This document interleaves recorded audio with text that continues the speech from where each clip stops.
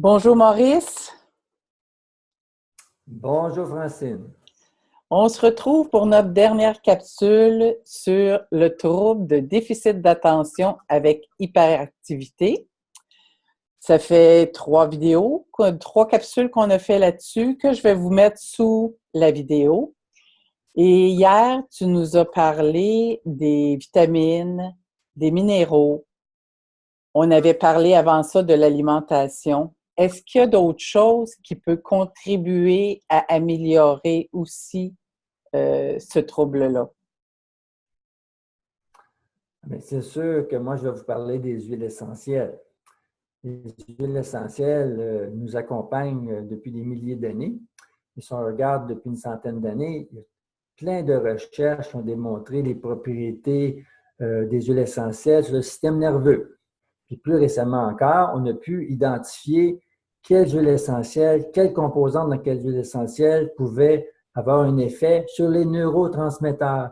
Parce que ce que les médicaments utilisés dans le traitement du TDAH visent, c'est d'augmenter l'effet des neurotransmetteurs, la dopamine et parfois la norépinéphrine et la sérotonine, qui ont tous des effets sur les humeurs, le comportement, la motivation, etc., des humains, des enfants. Voilà.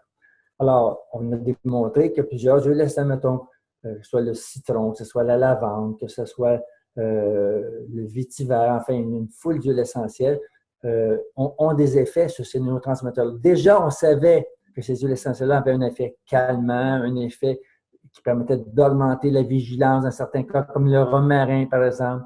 On a découvert que le cinéole, qui est une composante qu'on retrouve dans les huiles essentielles, augmente l'état de vigilance, etc. Puis ce qui est intéressant avec les huiles essentielles, c'est qu'il n'y a pas d'effet toxique. Il n'y a pas d'effet indésirable. Si on utilise des huiles essentielles de bonne qualité, d'accord? Qu'on utilise de la bonne façon, bien, il n'y a pas de toxicité. Il n'y a pas de dépendance. Il n'y a pas d'effet indésirable. Donc, il y a un savoir-faire qu'il faut apprendre. Mais une fois qu'on connaît les huiles essentielles, on peut faire plein de choses avec les huiles essentielles qui vont pouvoir aider un enfant qui est aux prises avec un déficit d'attention, avec ou sans hyperactivité. C'est très intéressant. Tu sais comment que j'adore les huiles essentielles. Moi aussi, je les utilise à toutes sortes de choses, mais dans ce cas-là, on sait que ça travaille bien sur le système nerveux, puis que tu peux expliquer le fonctionnement des huiles essentielles, comment ça peut aider et traiter ce trouble.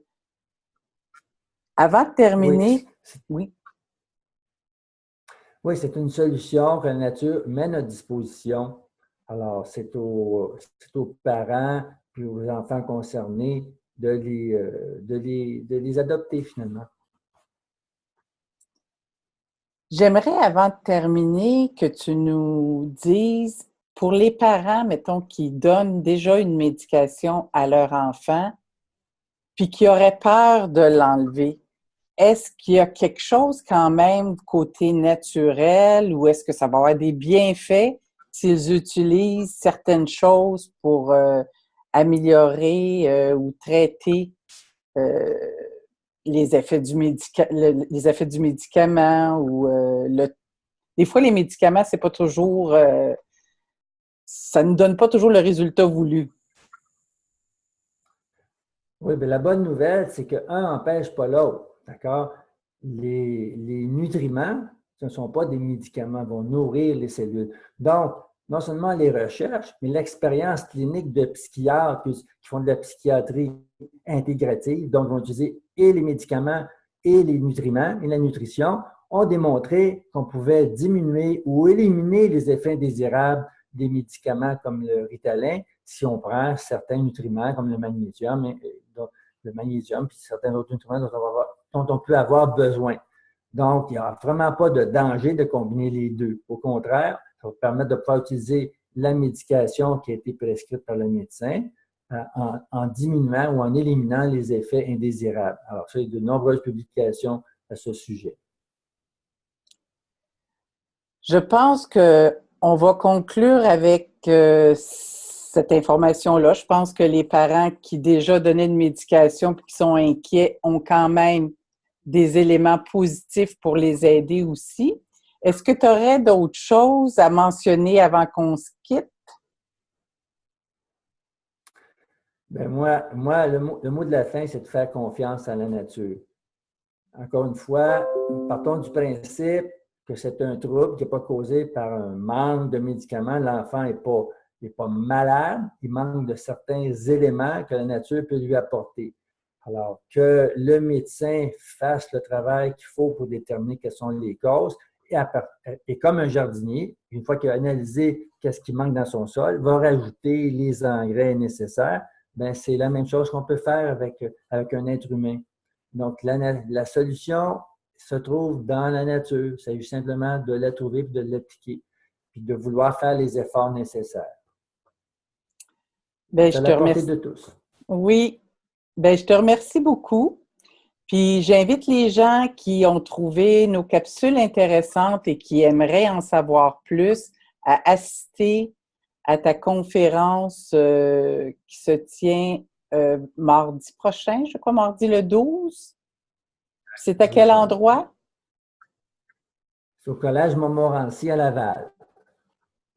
Donc, pour ceux qui veulent s'inscrire, je vais mettre le lien sous cette vidéo et vous pouvez aussi vous inscrire en ligne. Donc, si on a su capter votre intérêt et que vous aimeriez bien avoir des solutions naturelles à ce problème qui est de plus en plus, on en entend parler tellement, ben, n'hésitez pas à aller à cette conférence. Je vous souhaite une bonne fin de journée. Puis merci beaucoup, Maurice. Tu es toujours tellement pertinent. Merci, Francine. Au plaisir.